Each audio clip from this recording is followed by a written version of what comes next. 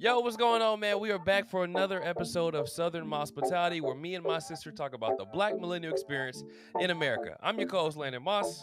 I'm Lauren Moss, and today we're going to be talking about life as a collegiate athlete, in particular, our individual experiences as athletes, what's changed in the athletic realm, the platform that college athletes have now, the whole recruitment process, and the stigmas that are associated with the different divisions, as well as HBCUs and PWIs. So we're going to get started. And Landon, what is No. Ah! What is one thing you learned this week? Hell no. You done got me like 3 straight weeks. Nah. What's one thing you learned this week? Okay. Yeah, I was. I tried to read it in there. One thing that I learned, that I actually learned not too long ago, is me and my therapist, we were talking about, she has this theory that there's two things that people need to have a fulfilling, happy life, thriving life. And that is to be their authentic self, and then to have these attachments / connections, to be connected with people, right? And so she was saying, in a lot of cases, people will abandon their authentic self for those connections. And I started thinking, like, of all the times that I have abandoned my authenticity in hopes of, being present for a connection or having some type of connection. Like, what prompted the conversation, and I was telling her, like, lately I've been feeling really drained, and I realized it's because a lot more people have been coming to me for things, and I'm used to playing the role of being the go-to for people, and so people feel comfortable to come to me to talk to me about certain things. And she was saying, like, you're beginning to choose your authentic self as opposed to the role that you've always played. And because of that, it's making you uncomfortable with the connections that you have, because they're used to a different role, a role that's not your authentic self. And so it just had me thinking, like, all the times that I've been inauthentic, like in the places that I've worked, I felt like I had to be somebody else for these connections. Like we were talking about with the code switching, which is basically we don't feel we can be our authentic selves and maintain these connections. Right. So that was one thing that got me thinking, like, dang, when you're going through your journey, and that's what she was saying, on your healing journey, when you start to choose your authentic self, the new connections, you'll form new connections that are in line with that. But it's the older ones that you've had for a long time that are used to a different you that you're probably going to get some backlash from. Yeah. So. Have you felt like you've grown past like some friends or connection that you had previously? Yeah. I don't know if I could say like grown past, as much as it's like we're just at different stages, Right. And that's probably what you meant is, Yeah. We're just at different stages, and I'm starting to realize the things that we used to connect on, I don't connect with. And one in particular I wrote about is like trauma bonding. Find that a lot of connections are just complaining about stuff, Mm-hmm. and it's like, Yeah. I don't want to sit and complain. I get it. There's a difference between venting and complaining. You vent, you got to get off your chest, get it cleared out, and then make some action. But complaining, you're just complaining, and that's it. There's no action. There's no solution. You're just complaining and wallowing in that. So, yeah, that is something that I've noticed. And then also people expecting you to show up the way you've always showed up, but you realizing that it's not healthy for me to show up that way. So yeah. I think one thing to stay on that topic too. I done started cutting off early, man. What did I say last time? I just be adding little, like, that's what I got. That's it. Okay, there was no important. Okay. Yeah. Okay. I was like, I was going to stay on that same subject. I've noticed since I've really began like my healing journey, some of the connections that I've had previously, we don't align like we used to, because I realized like the journey or the path that I was on previously wasn't the one that was truly my authentic self. Mm-hmm. And so when I Mm-hmm. started to like, veer off into like becoming truly who I am, people expected me, same thing you were saying, like expecting me to be like this same person that was this or this, like people making jokes about certain stuff. And I'm like, I don't think That's that's not funny. cool. Like, Yeah. but yeah, man, what you mean? Like, that's always been funny. It's like, it Mm. wasn't always funny. We thought it was funny, but like, you know what I mean? I think sometimes people do, because I know I'm tending to do this, where I try to get people to like, come on, now this is how you got to do it, like this way, man. Come on, like come on with me, bro. Like I'm telling you, bro. And sometimes you got to realize you can't bring everybody along for the journey. Right. Right. You know. Right. So that's kind of where I'm at right now with it. Yeah. No, that's it. And that's the uncomfortable part that we were talking about in our Yeah. previous episode is, when you start outgrowing certain things, there's that realization that we don't connect anymore, Yeah. and that's uncomfortable to even have that conversation with people that we don't connect. And maybe it might be best if we go our separate ways. And this is in friendships and relationships. Um, there's another point I was going to make that you said that was really good. There's a quote that I always think about, and it goes, a mind stretched to new dimensions, or something like this. A mind stretched to new dimensions can never go back to its former shape, Yeah. And so it's like once you start healing and growing, even though it's tantalizing, you like that word? Even though it's tantalizing to want to go back, it's hard to. You can't go back and be comfortable anymore because you know more. Yeah. So Yeah. yeah. Yeah. Scary, man. Yeah. It's scary. So one thing that I learned recently was about homegrown terrorism. Mm. And Come on with it. I'm gonna read this stat real quick. Come on with it. Since 9/11, white supremacists have been responsible for almost 3 times as many attacks on U.S. soil.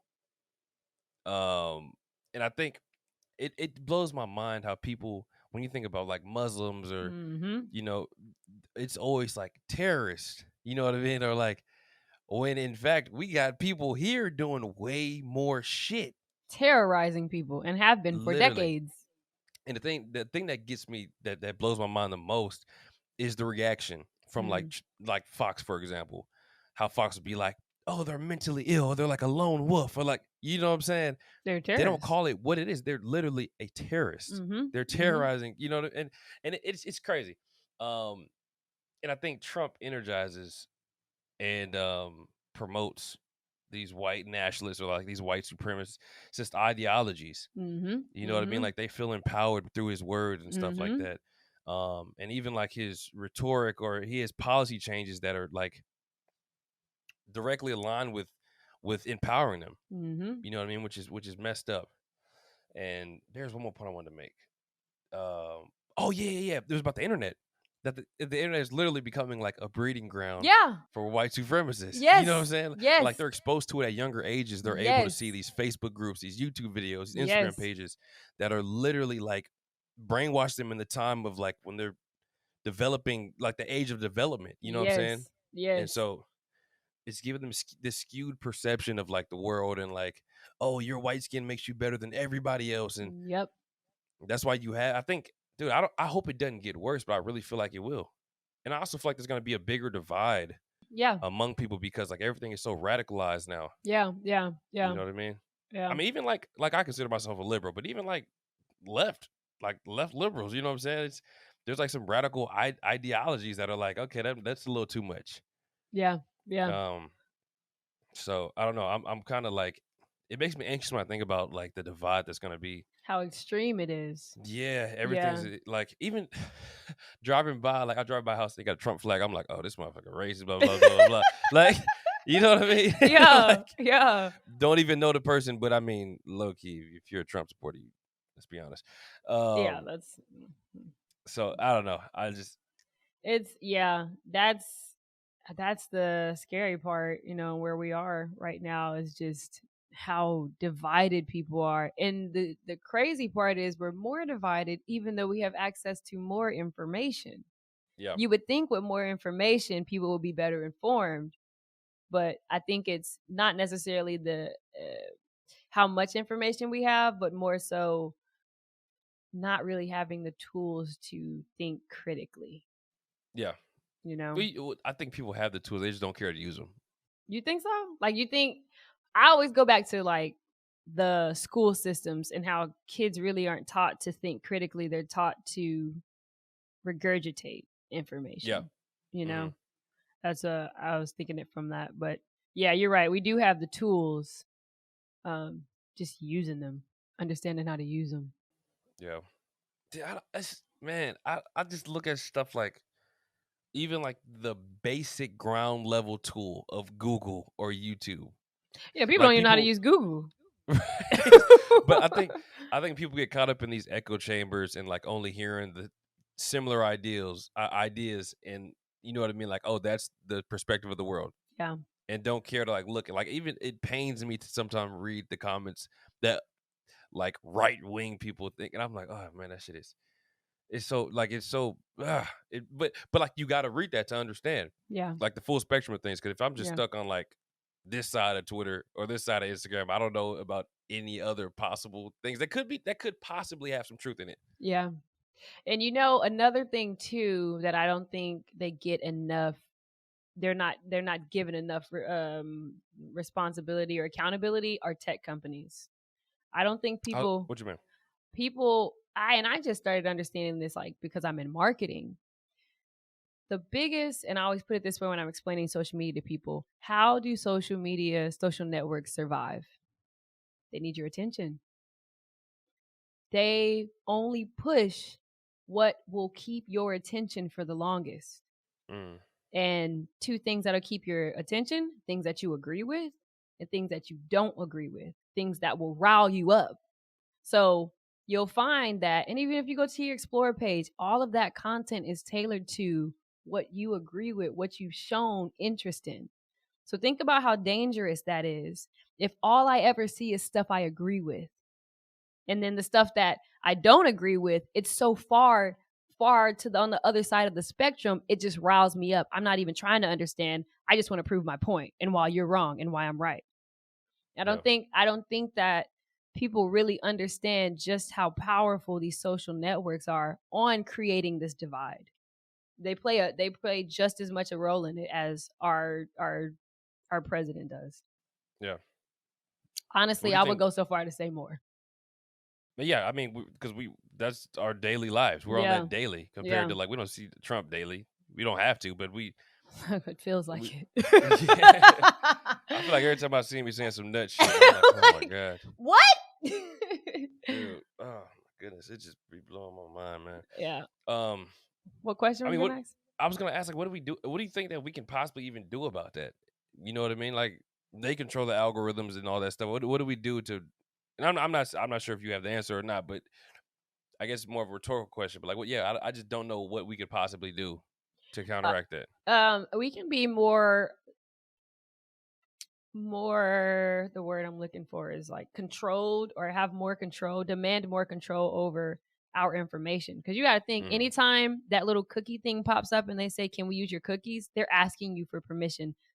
By law, we don't have to give our information away if we don't want to. Like, that's an actual law, but most of us do because we don't realize, we don't read through the whole terms of agreement. We just press okay, right? So they're taking our information with our consent. When we stop giving our consent, now they have to find another way. Until then, I mean, they can do with our information as we please because we gave them consent. Marketers are scared because Apple is basically coming out with a phone that it doesn't give your information away. Really? Yeah, that's going to change a lot. Hold on, let me write this down. So that's why I said go ahead and write down your idea. Edit it out. Okay. Yeah, all the marketing blogs that I follow, that's like the big thing is they're like, "Ooh, Apple's new phone could be bad for marketers," because we thrive off of stalking people. Yeah, that's kind of wild. You'd be surprised how much information you can get. Let's go ahead and jump right into it. Okay. So today's topic, like you said earlier, is basically the whole experience as a college athlete. Yeah.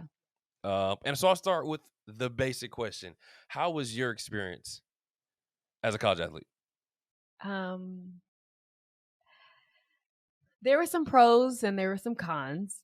Mm-hmm. I overall did not enjoy the experience, which partially was my own, my accountability. I didn't do as much as I could.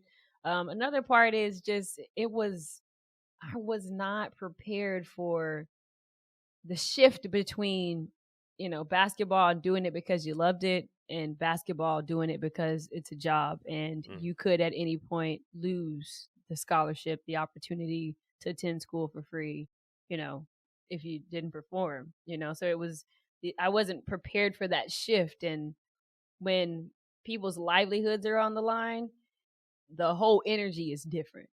It's ain't for play. Like, baby, if you ain't performing, you're gonna have to figure it out and get out. So for me, it was a lot of pressure, and I already am somebody who puts a lot of pressure on myself. I didn't understand how to deal with that kind of pressure, and often succumb to it. So, it wasn't super enjoyable, but the best part about it was my teammates. I mean, I grew up so much with them. They have influenced my life tremendously. I'm still really good friends, like best friends with, a few of them. So I wouldn't trade the relationships and the connections that I formed from that experience, but the actual experience itself, there weren't a lot of enjoyable moments, I'll say. Would you say you enjoyed it more than you didn't? Or would you say that so you don't think that you didn't enjoy it overall? No, I didn't overall. I didn't. Damn, I didn't know that. Yeah, I didn't enjoy it overall, and I especially didn't enjoy it at Savannah State. Why not? Why not at Savannah State? Well, coming from Georgia State, where I mean, literally, I didn't have to do anything as far as like school was taken care of. I just had to focus on basketball. My books taken care of, my classes taken care of, like taken care of. What you mean? Like I didn't have to worry about not getting my books for class. I would go to the library and they'd have them in a bag with my name on them. Oh, and gotcha. That was it. I didn't have to worry about, am I going to get into this class that I need for, my major or whatever. For context too, Georgia State's a PWI, right? Yeah, Georgia State's weird. So it's not an HBCU, but it graduates the highest percentage of African Americans, like I think in the nation.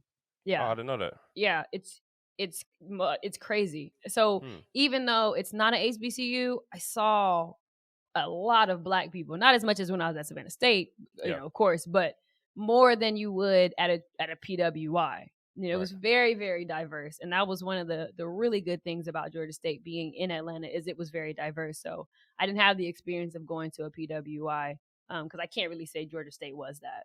Yeah. Well, my bad. I was just trying to say, like, no, you're good. Compared that to Savannah State, which was an HBCU. Yeah. So, yeah. I guess you could say it's a PWI, but it's not traditional. Like, it's not like a Duke or Auburn. And then Savannah State, which is HBCU with not nearly as many resources as Georgia State. So, I got dropped from my classes, and the books were not there when I needed them. So it was a stressful experience because not only did I have to worry about basketball, I also had to worry about just being in school. Like, that experience was different because I didn't have the same bond with my teammates that I did at Georgia State, where Georgia State, I mean, those are my best friends. We might have seen each other for 8 hours on the road, but I'm probably going to be in your room once you get back because, you left the door open, and I always go in there anyway. So it was that kind of bond, whereas Savannah State, it wasn't at all. Why do you think that was? I think part of it is they had grown up together. Like, they had all been there all throughout the years. I came at a time where they were very seasoned, many seniors. I think they graduated like 8 or 9 seniors. And I'm this newbie, and I come in and I'm good. And, I'm starting now. So clearly I took somebody's spot, but I'm hurt. I get hurt. I literally got hurt, I think 5 or 6 times. And so I was hurt the entire season, but I'm still playing. I'm just not practicing.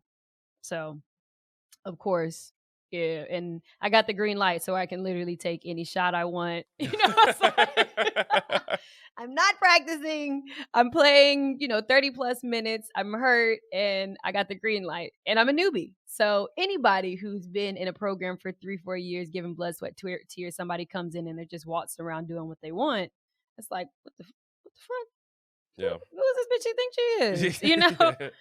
Which, and I never came off as snooty or any of that. But I just struggled with being in a position like that. I didn't know how to balance it because I lead through action, right? I'm going to be the one first or not first because my teammates were a lot faster. But if we ran for 10 minutes, I'd be first. I wouldn't be, if we ran 10 sprints, but if we, I'd be in the pack and I'd also go back and run with the people that were behind. Like I was that kind of leader. So not being able to do that, all I could do was just cheer on the people and they didn't want to hear from me anyways. So yeah. What about sucks. you? It's okay. It's a learning lesson. Yeah. Well, I went to a PWI. It was, if you weren't an athlete, you were probably white. And I went to Coastal Carolina University, CCU, Sean's up, still love it. In Myrtle Beach, South Carolina. No, but I enjoyed it. I was only there for a year because I dropped out after. So basically, what had happened was I went there. I had a full scholarship to play football. And then I don't know. I never really enjoyed it, I guess. And I don't know, like you said, when it changed from doing it for the love of it to it being a business, you genuinely have to love sports to do that shit in college. You do. Like you really do. Yeah. Because people be like, oh, no, you're a student athlete. No, you're not. You're an athlete who also happens to be going to school. Yeah. Because, yeah. And Let's get it straight. They don't be trying to tell you that. They be like, yeah, focus on your books. But then you got, you wake up, you got 6 a.m. workouts. Then you go to 8 o'clock class. Then you got your whatever, you got second class, and you got study hall or practice. Then you got after practice, you got to go back to class again. Then after class, and you got to go to study hall, mandatory study hall for a couple hours. It's like your whole schedule. Literally, your classes they're picked to go to. They're structured around your athletic schedule. Yeah, it's insane. Yeah, and if you got a game or something, you got to go I don't know. It was a lot of stuff, man. And I was a red shirt. You know what I mean? So I can't even imagine the people that were actually playing. I didn't even play, and this shit was hell. But it's also crazy for being you're the senior, you're that dude. Mm-hmm. You know what I mean? I was that's Landon Moss, all region receiver, dude is legit. Then you go to this college, and you're ass compared to everybody. Who's that? People out there running crispy routes. I'm stumbling and shit. I'm oh my God, this it's just crazy because everybody there was the best in their area too. They was that dude. You know what I mean? Mm-hmm. So it's a little intimidating. You know what I mean? You get on the field and everybody's the best. Yeah. And that's why I say you really have to love it, because you not only do you have to do what's asked of you, but you got to do additional if you really want to be oh yes, good. You know what I mean? Yes. I did not want to do additional at all. I hated that shit. The entire time I was there, I hated it. Literally hated it. But outside of that, I did enjoy the college experience though. Yeah. That's probably one thing I missed. It was fun, you know what I mean? Really just being around my teammates and stuff, and then also being Vine famous. So it's kind of you had the best of both worlds, dude. It was nuts, man. People would literally come to my room, and be like, "Oh my God, that's him!" Blah blah blah blah. And I'm nah, honestly, it made me feel hella weird. Just getting all those eyes on me and stuff like that. Dude, what? Okay, the weird thing when I told after I was I'm leaving school and I'm about to go to LA, it went around the campus and everything. So everybody knew I was about to go to LA. Oh, that's the Vine famous dude. He's about to drop out of school and go to LA. I swear to God, Lord, this girl came by we're sitting there eating lunch. This girl comes by and she's like, "Oh, you think you hot shit? Fuck you." And I was like, "What?" And so my teammates like, "Yeah, fuck you, mother." I was like, "Hey, chill." But it was just so literally, I got into a fight at a party. After I don't know if I ever told you this, but no. right before I left, dude, it was people were mad at me. And I think it was more of an envious thing, but it was oh, definitely. weird. And so that's why I genuinely like my teammates were like my brothers because they was all like, despite everything, they was always like, "Yeah, bro, you gonna like, yeah, do what's best for you, man. Like, you know what I mean? Like, bro, do what makes you happy and shit like that." And so I still talk to a couple of them, especially the receivers. I was about to make another point. What was I about to say? Damn. If it doesn't come, I do Oh, have a. Okay, go ahead. yep. So one thing that bothered the living shit out of me, and my teammates they can attest for me for this. My coach, I swear to God, Lauren, this man said, if football is not for you, and if you are on full scholarship, we will honor it for a semester after you say you don't want to play anymore. I swear to God, he said that. So I go into his office and I'm like, "Hey, coach, I don't want to play football anymore. Like, you know what I mean? Like, I got this Vine. It's a once in a lifetime kind of thing." And by the way, my coach was he was on the board for TD Ameritrade. He's like a multi-millionaire. He's still like a chairman for like TD Ameritrade. Like, this dude is worth like hundreds of millions, like worth hella bread.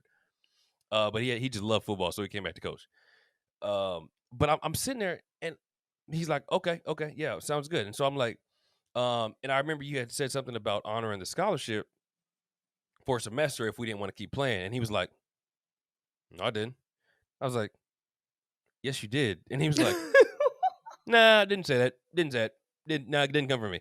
I mean, he didn't say it like that. He was like real nice about it, but still, like, fuck being nice, dude. You said that shit. Yeah. And so yeah, that was it. And I was like, okay, I guess I got to leave now then. And so I literally just didn't go to class no more. And I stayed at the apartment I was staying in for like a couple more months, and then I just packed my stuff up and left. I literally just Wow. stopped going to class. Like, I was like, oh, ain't no point in me going to this shit. Wow, I did not know that. Yeah, I remember the part about your coach. I do remember that, but I didn't know people were coming around hating on you like that. dude. I swear, and this might have just might have been something else, but it just happened to be around the same time. We're at this party. We're literally sitting, Lord, we are at this party chilling, drinking. This dude's just staring at me. And I'm like, what are you staring at? Like, this dude swung on me. Like randomly, just I swear to God, just swung on me. I'm like, bro, what did I do? What type of nut shit? And so, what? you know what I'm saying? I'll be quick on my feet. So I slipped back. And so I swung hard as shit. But the floor, I guess because, telling people so everybody be musty. The floor started, you ever been in a party where the floor started getting all wet? Yeah. Somehow you don't know why. Yeah. It was like that. No, And so I swung so hard, I slipped. So somehow we done got out, we outside fighting. So it was just a mess. Oh my God. I wanted to fight though, so that's all that matters. But yeah. No, it was just a whole mess. That's crazy. I think what it goes back to is when you do stuff like that, people look at you like you have the audacity, Yeah. Like most of the time it's the people that have wanted to do something as daring as that, but just have held themselves back. So I think Jay-Z said it like, people would tell him like, "Oh, you can't do that." And he was like, "No, you can't do that. Like, I can do it. You don't think you can do it, but I can." And I think that's what it sounds like, especially, but that's some nut shit. Like, what? No, hella nut shit. And it'd be stuff like that that makes me wonder like how it would have gone if I would have been at an HBCU. Like, would I have received that same sort of like hate, or would it be more of like appreciation? I don't know. It could have been the same thing. You know what I'm saying? And one thing we talked about earlier was I talked about this on my Instagram too. One of my biggest regrets, and I rarely have regrets about what I've done in my life, is the fact that I didn't go to Howard. Because I had a full scholarship offer. HU, the real HU. I had a scholarship offer from Howard, and I was the number one on their board, like period, like of any position. They like wanted me, like that dude. So I went to the Howard camp, right? Let me just go ahead, boast a little bit. So I went to the Howard camp. You know what I'm saying? I'm doing my thing. I'm cooking everybody. Come here. Y'all, everybody trying to jam me. They talking shit. I'm everybody getting. And then there was a dude that went to Howard, and he had said something, and I was like, "Man, you come out here and get it too." So I was like talking shit, and then like the coach is all hyping it up and stuff. He comes out there, so he lined up. Get off the jam. Break down. Easy work of that man. And I think the coaches were like, oh yeah, he's for real, like he's that He's the bull, like one. Yeah, you know what I'm saying? Like I'm with the shits, man. I'm with whatever. But no, I think I also never told you this story. Well, one of the reasons I didn't go was because on my official visit, um, let me just tell you the story. So we, the official visit, so we sitting there, and then we have the whole little tour and everything, and then it's like, okay, so now we're gonna have some of the players take you guys out and just kind of show you around, which really means it's gonna get you guys drunk. And like take you to a party. That's code. Yeah. So we go to this little party. It's a little Caribbean party. Whoo, man, it was dope.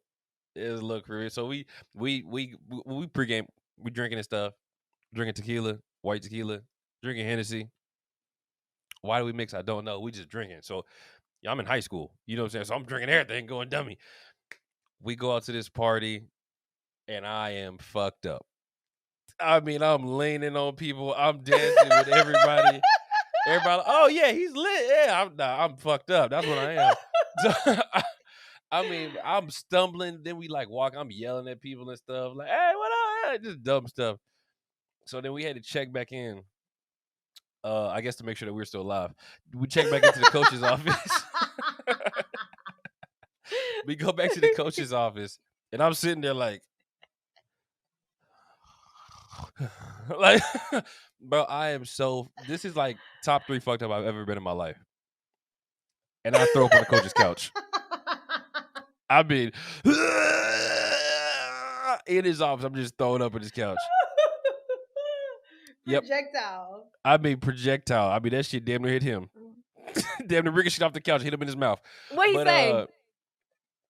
I don't remember. I was so fucked up. But no, the next day, I told Mom, like, hey, Mom, I low-key threw up. She was like, what? I was like, in the coach's office.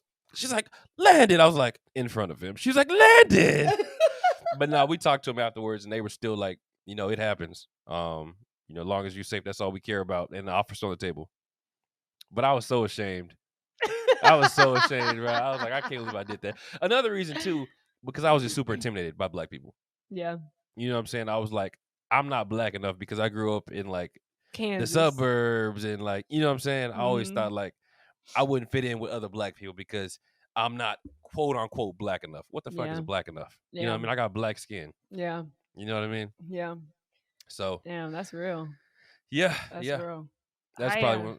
Go ahead, I'm sorry. No, I was gonna ask you. You had mentioned it earlier. I wanted you to kind of go into the whole red shirt process because I don't think, like, do they tell you before that they're going to redshirt you, or is that something that? And that's a lot mentally. That's a lot mentally for somebody that's used to. It's coming out of college, or not college, but coming out of high school, used to being star player playing, and then to go a whole year, and not play. No, they give you a bunch of empty promises. They'll be like, "Oh man, you come here, you know what I mean? If you really work your tail off, you can be playing. You can be out here. Like you're good as these guys." And I'm like, "I'm good as these guys. Yeah, you're good as these guys. Yeah, you're up there. You're up there. Right now. Like, right now. You can literally go out there right now. I mean, you might go to the league. I'm like, I'm good at the league. You know what I'm saying? Like just bullshit. And then you get there, and it's been about 4 games, and you're like, what the fuck going on? Like. Nah, as soon as practice start that you ain't playing. We start seeing them dogs out there. But I just remember one time it was blowing. I think we were playing UNC Charlotte. We were blowing them out. And I'm like, this is it. This is my chance. I'm going to play. They're like, make sure you don't play Landon Moss, Chris Jones. Like, yeah. Like, if you a red shirt, you are not going in the game. I'm like, when did we agree to be, when did what happen? When did this happen? Oh, so they never really formally told you, like. No, that was like the first time I had known that I was being redshirted. When we were blowing someone out and I thought I was about to play, and they were like, were you suited up? Yes. I mean, if it's a redshirt, you only play home games, though. Like, you don't even travel. Damn. But I just remember, I was confused. I'm like, wait, what? Damn. I didn't know that. Yeah. Yeah. So that's the one thing that, especially in the recruiting process, most people don't know. It's they're gonna say whatever they got to say to get you there. Yeah. You know, and you're right. There are a lot of empty promises, and this is how we do things, and hyping you up because they gotta. It's a business. Yeah. They gotta sell you on the school, on the team. They gotta sell you. But dang, I did not know that they didn't formally. I thought they like sit you down. They're like, okay, so you're gonna be redshirted for this year. Like that's how I No. thought it went. Maybe they do that, but that didn't happen with me. Dang. How was how was your recruiting process? Like, what are some of the Uh, schools that recruited you, if you don't mind me asking? Because I don't even know. Ooh, it's been a while. Well, one, I gotta say, hands down, I am forever in debt to Coach Keisha because, and I still hold her in such high regard. Like, And Coach Keisha Sue for you. Coach Keisha is my high school coach. Yeah. Okay. So she's my high school coach, my junior to senior year because my freshman and sophomore year we were at Junction City High School in Kansas. So in Kansas, you're not seeing a lot of people, not in Junction City, going Division I. I didn't even think I could play Division I. I didn't think I was good enough to. When I got to Virginia, and it was maybe like 1 or 2 cucumbers. Did you sneeze? Sneeze. Oh. I did it too late. But Dude, I got like a big ass booger in my nose that's like making God. me. You ever had that? It like makes your nose tingle. Is it like scratching the? You see my eyes watering right now? Dude, scratching the canal. Go ahead. I'm sorry.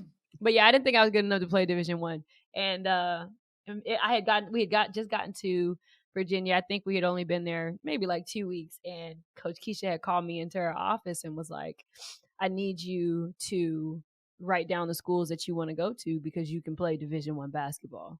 And that was the first time I'd ever heard that, and I mean, just having that belief, it was the first time that I had heard that, and hearing that it was a shift in me. I was going to workouts in the mornings after school. I was working out with the football team. Like once and it was so big because she played Division I basketball. So for her to say that to me meant, oh, I can do this, So from there, the recruiting process, fortunately, since I was in basically all AP classes, I was fine as far as the clearinghouse, which a lot of kids don't know. I don't know how much it's changed since we've been, but there's a certain number of courses you have to take, certain number of credits you have to have in order to be eligible to play at the Division I level.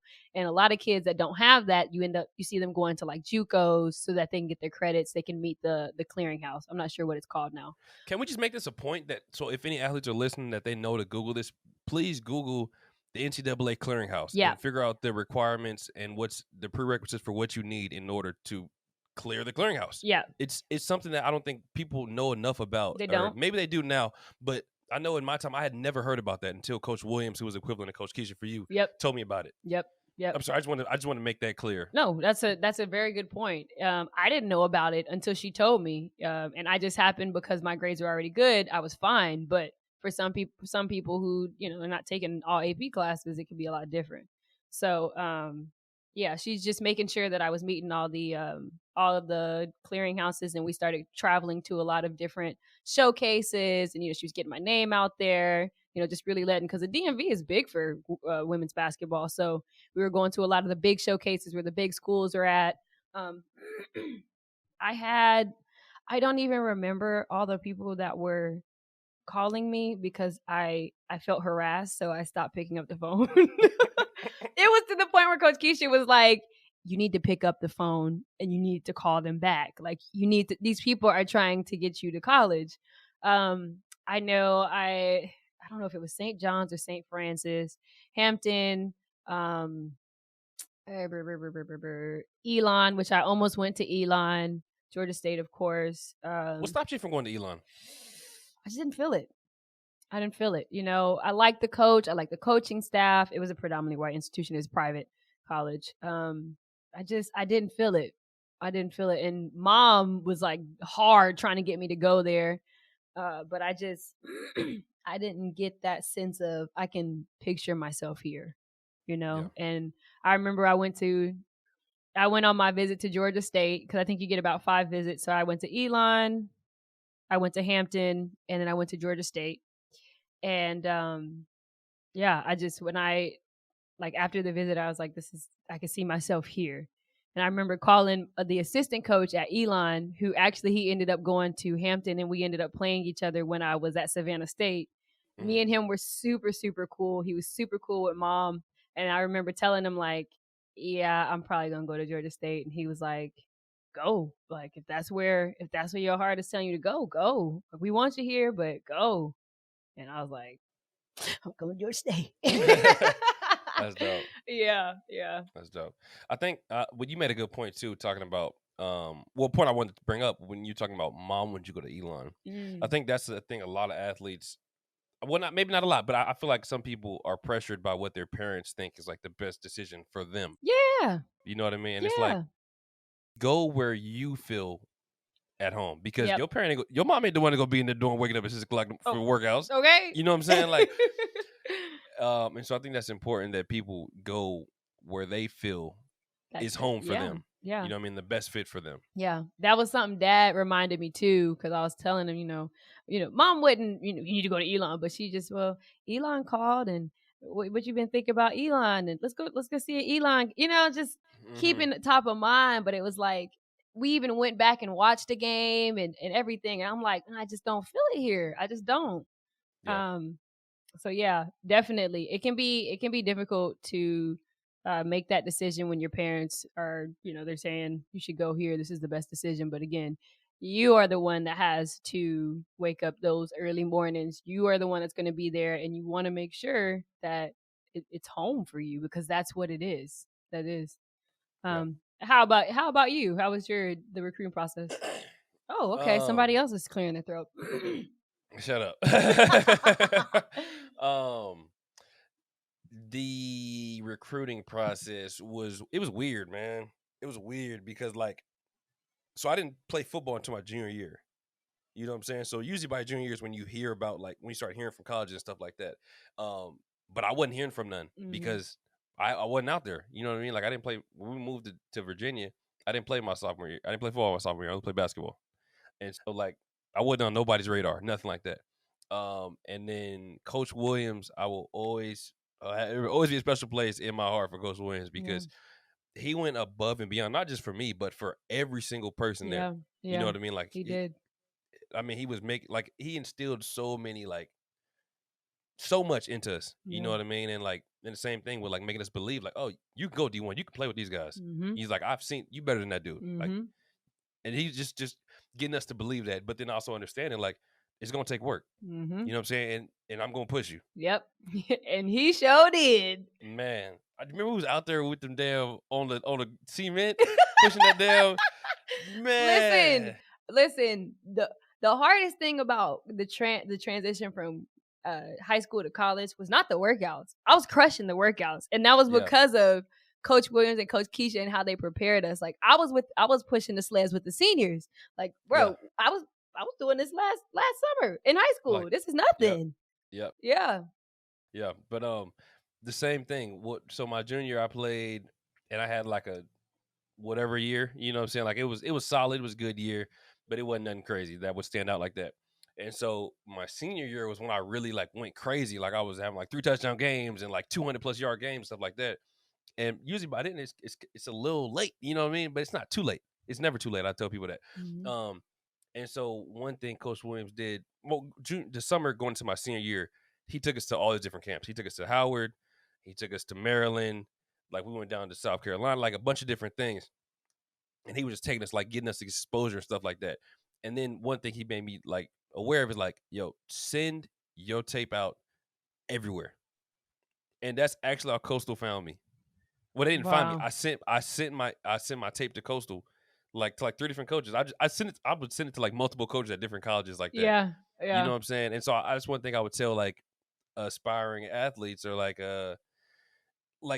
be proactive. You know what I mean? Like, they might come to you, but get them to see you. Yeah. You know, send your tape to them. Yep. Because I remember Coach Cox was I think he's at coaching at Air Force now. But he was like, yeah, I found it because you sent me an email with your tape, and I was like, oh, this dude can play. You know what I mean? And so, yeah, I just always tell people, man, be proactive. Mm-hmm. Any school, you know what I mean? Because you never know. Yeah. Yeah. So, but it was dope. The recruiting process it was just weird. I remember Maryland had came to see me one time, and they were like interested, but I don't know, man. I was just like, oh, I gotta go to Maryland, and they were like, you might get like a partial scholarship, but not a full scholarship. And I was like, oh, I still want to go. Like it's big D1. It's not all about like Yeah. go where you're wanted. Yeah. You know what I mean? Yep. Yep. Like, and I don't know. Yeah, it's very easy to get caught up in the big D1, major Yeah. D1. Oh, that's ACC, SEC. I feel like every athlete has that where like they want to go. But again, like you said, go where you're wanted because that's where you're gonna have the most fun. A lot of people will highlight, that they go to a D1. A lot of them don't talk about how they're unhappy there. Yeah. Yeah, the amount of transfers, especially in women's basketball, from major D1 schools to different schools, it's really high. It's really high because you get there, you think it's one thing and it's not. Yeah. So, Division II, people sleep on Division II, people sleep on JUCO. Like it's all about the experience that you have. Yeah. Honestly, that's really what it boils down to. You can have a great experience Division I, Division II, Division III, JUCO. It's not necessarily about the division; it's about what you make of the experience. Right. That's the most important thing is the experience. Yeah. Yeah. You had made a point that I wanted to circle back on. I don't know if it'll come back to me, but I'm gonna just say this last thing too. I gotta talk about my little shit for the day. Talk your shit, dude. Oh my god, my position coach. That dude. Yo, I really didn't like him. Why? Because there's a difference between like when you talk to players, there's a difference between like talking to and talking down. Yes. And so he would just do stuff that I'd be like, dude, don't talk to me like I'm no little ass kid. Like, you know what I mean? Like criticism is you know what I mean? If I'm messing up, of course, let me know. But don't start saying like he got me looking at him so I was like, hold on, bro, there's something about that didn't sound right. Like, and he was short. Oh, Napoleon. So he had short man syndrome. And he'd be trying to get up in my face sometimes. I'd be like, bro, I could really just punch this man right now. Like like, bro, don't try me as a human being. You know what I'm saying? Like, bro, don't. The battle you will lose. These pads will come off. These gloves will come off too, and these hands will be flown. Like, and yeah, I don't know, man. I just like there's like a. It's hard to say because I don't want to give nobody no bad advice about like taking criticism, but I think there's a difference between taking criticism and standing up for someone that's like just giving you shit that you know is like how's that help me as an athlete? Yeah. You know what I'm saying? Yeah. What you're saying right now, that doesn't help me as an athlete or as a student. Like, dude, Yeah. now you just like talking shit. Yeah. And I feel like that culture, I don't know. I just sometimes I hear what the football coaches be saying, and I'm like, that doesn't seem constructive at all. Right. I don't know if that's like a football thing or what. Like I know you it's have to be sport. Right. You have to be manly and stuff, but it just seems like it can kind of tear people down. Yeah. Has that been your experience? Like, is that what he was doing or? Yeah. Yeah. Yeah. And I had other teammates and stuff. He would talk like that too. Like a couple of my friends, like my best friends were walk-ons, and he would just be shitting on them. You know what I'm saying? Mm-hmm. And I was just be, like, it never sat right with me. Yeah. You know what I'm saying? He got fired actually, I think the year after I left. But because I think all the receivers were like, yo, we don't like this dude. You know what I'm saying? But like I'm like, dude, I know that's not how you're supposed to talk to players. You know what I mean? But and the worst part about it was he was a good ass coach. Like he knew what he was talking about. You know what I'm saying?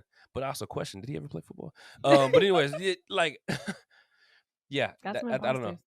Well, and I think that is one power that I think athletes have now today is Mm. that they have a platform to speak on these things. So the Yeah. things that they don't really agree with, they can, I'm not going to say, I guess publicize is the best word for it, but they can publicize these things, you know? And so there are, and dad says it all the time, there's a lot of bad coaches. There's probably more Mm. bad coaches than there are good coaches. And not bad as in they're bad people, but just their way of communicating, their way of leading is not healthy. It's not only about the sport. You know, you are getting students, you're getting kids at very formative years. You know, I grew up a lot in college, and I my teammates are, you know, I cite them as very instrumental, but also my coaches, you know. Mm-hmm. And so having coaches that, like Coach Williams, that instill values in you that you can take with you off the court after, you know, you stop playing, that's, I mean, it's monumental. Yeah. And so I think that's one thing I would say to athletes now that have these platforms. Social media is giving them these platforms to speak. Talk about these things. You know, publicize the things that they're not right. You know when something's right and when something's wrong. You Yeah. know when somebody's treating you unfairly. Talk about these things. Yeah. Yeah. Definitely, man. I think another too, the power that athletes have outside of just like within the sport, but also on like social change. And you Yeah. know what I mean? Like you have a platform, like use it. Yeah. You know what I mean? But be smart about how you use it. Yeah. You know what I mean? Voice your opinion on like even stuff like going on now, like police brutality and like social injustices. Like use your platform to speak out about it. Yeah. You know Yeah. what I mean? And sometimes it might feel like it's a lot. And so I know, I mean, it sometimes it is a lot to balance. You know what I mean? Sports, school, and then also just the weight of like being a black man or like feeling obligated to speak out about like the things. But I just be aware that you have that. Yeah. You Yeah. know what I mean? So like your voice means something, Yeah. not just to your sport or to your school, but like to the country, to the world. As a human You know? being. Yeah. Yeah. You have that power. Um Yeah, I'd say that's really the biggest thing that's changed for me in athletics is just how much more, I don't know, how more public athletes are. You Yeah. know, like any athlete, like prominent athlete that I go to their page, they have over 10, 20,000 followers. And it's Yeah. crazy to me to think like, ain't nobody know who I was. I mean, I went to Georgia State, Yeah. so, but you know, it's like people are really watching your every move. There's a lot of pressure that comes with that. Yeah. I can't imagine. Ooh. That's kind of scary too to think about. Yeah. Man, I would shit my pants. It'd be 10 people in the stands. Yeah. Yeah. Man, But that's also, I think that's the cool thing too that I love to see. I follow a lot of women's basketball pages, and just like to see these pages with hundreds of thousands of followers. I mean, the more we spread about women's basketball, the more respect you'll get because these girls can play. yeah. Especially these ones coming up now. Jesus Christ. Yeah. They can play. So I think that also helps with destigmatizing the sport. Because Yeah. for a while, you know, for as long as it's been around, there's been, you know, a little hate. A But, little. yeah. A lot of. A little hate. Yeah. You know, women can't do this, women can't do that. But now you're starting to see these young athletes that can. Mm-hmm. That can. So I love to see it. I do. Yeah. You got any tips that you would give someone who's like going into recruitment or someone who's on their first year on the campus? So do you have any tips for them? So for recruitment, I would say make a list of the things that are important to you. So as far as what's important to you in teammates, what's important to you, qualities that are important to you within a coach, and then environment wise, like Georgia State is literally in the middle of downtown Atlanta, like a building here, a Georgia State building, a building here, Georgia State building. It doesn't have a campus. So understanding things that you want in your experience, and then as you're going through your recruiting process, making note of the campuses and the cultures that align with that.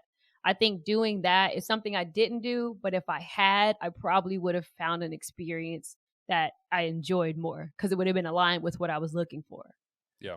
And then as far as your first year, it's a lot of pressure your first year. I would say the biggest thing is making sure that you either find or create a community where you feel supported. Because when you're a freshman, there's no experience like the freshman experience, right? When you come back as a sophomore, junior, you kind of, you know, the ropes.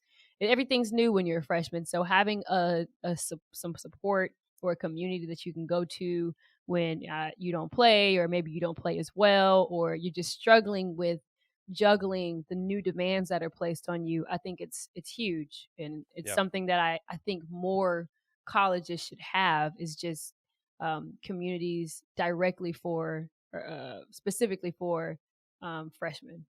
Mm. What about you? Some tips and So I would say for like people going through the recruitment process, be open. mm, Seek every opportunity with an open mind. mm, Because I think when you're closed off and think like, oh, it's not this big D1 school, it's not Clemson, it's not Alabama, you start to look like down on schools and stuff, like they're not worthy of it. Whatever school is trying to offer you money to play a sport is definitely worthy. mm-hmm. So have an open mind when going through your recruitment. And I mean, kind of similar to what you were saying, just pay attention to what you want. And if this school is paying attention to it too, deja vu. But like, you know what I mean? Because like, if you want to have this experience that's in Atlanta and like not really the campus feel in Georgia State School for you, or you know what I mean, that might be an option. Or if you want to have like the school that's like kind of secluded and then only the campus around Coastal Carolina, you know what I mean? Because that was all it was just literally coastal. So just pay attention to what you want, and then see what schools provide that. For people going in their first year, I would just say understand that you're not going to be the best. It's tough to say. I guess it's kind of the same thing. Just have an open mind. You know what I mean? Like, Yeah.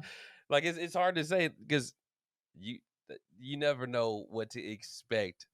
Because sometimes it's like, just for me personally, it was completely different than what I expected. Yeah. Like going to these practices and like I was like, oh damn, I thought I was good, but these dudes are like good as shit. Damn. Yeah. Yeah. And then if work your ass off, man. Oh yeah, that's a good You know one. what I mean? Just work. You know what I Yeah. mean? Get with like. Luckily, I had his name was Demario Bennett. He was a senior. He was starting. Took me under his wing. You know what I'm saying? Was like, and I don't mean just like in terms of like on the football field, but also outside of it too. You know what I mean? Like he would look out for me like with like, hey, you can't be messing around like that. Like, yeah, just be chill. Like, I don't know about that's a little crazy over there. Yeah. And then also on the field, he would like when you come out of this route, like when you get your break, like come out of the break hard, turn your head because it's coming right as soon as you turn your head. Like just little tips and stuff like so. Like seek, I guess in a sense, like a mentor. Yeah, that's a good one. You know what I mean? Yeah. Yeah. That actually. And listen. Yeah. listen to them. They know what they talk about. Yeah, no, that's a really good point. The mentor one. I forgot who told me this, but I'll never forget it. Anywhere you go, find the best player in your position and match up with them. Yeah. Anywhere I've gone, I've found the best player and I'm going at their neck. I might get my ass whooped the whole time, but I'm going at their neck because like you said, they're going to share, hopefully if they're this type of team player, they're going to share the tips, the tricks, and what's helping them be successful. And just by being around them, you're going to learn. Yeah. Yeah. That's huge. A mentor. Yep. Yeah, man. And then the last thing is enjoy it. Yeah. You know what I'm saying? Like, I know it's a lot. It's going to be a lot, but enjoy it, man. Because college, honestly, was probably some of the best years of my life. I went there for 1 year. It was probably the best year. But no, that 1 year, man, it was just fun. And get out. You know what I'm saying? Get out when you have time. Get out and enjoy your campus. Yes. You know what I mean? Enjoy the activities that they have going around. Yeah. No, that's a big one. I would lock myself in the gym. No. You go to college, yeah, you an athlete, but you are also a human. Go have fun. Yeah. You know, go have fun. Go enjoy yourself. Don't do no reckless shit, but enjoy yourself. Maybe do a couple of reckless things. I definitely have a couple of reckless stories that are really good stories. Really good stories. Yeah. Yeah. So, yeah. Yeah, man. Well, shit, we're going to go ahead and wrap this thing up then, yeah? Yeah. Where we at? Right at an hour and 1 minute. Oh, cool. It's perfect. Look at timing. Look at God. Hey. Okay, man. Well, as always, thank you guys for tuning in for another episode of Southern Hospitality, man. This was good. This was a little different than what we usually do. You know what I mean? Yeah. But no, I felt good. How you feel? I enjoyed it. It was fun reminiscing. Yeah. Look at us now. Knees hurting, back pain. Washed up. Wake up. I gotta get my crane and take my vitamins. Right. But nah, yeah, man. Thank you guys again. We appreciate you. And as always, if you can leave a review, we'd greatly appreciate that. Hope you guys are enjoying the show. Give us feedback, man. Follow us on socials, on our social platforms. Southern Hospitality on Instagram. At Landon Moss for me on Instagram. Lauren, you're at Queen _America. Yeah, and we also too, we're gonna start trying new things. We're not sure when yet, but just stay tuned. Yeah, because we're gonna try some new things, hopefully with you guys. So, guys and girls. So we'll see. Yeah, thank you guys so much for tuning in every week. We appreciate it. It never goes unnoticed. So yeah. All right, man. Well, I am Landon Moss, and I'm Lauren Moss, and we are out.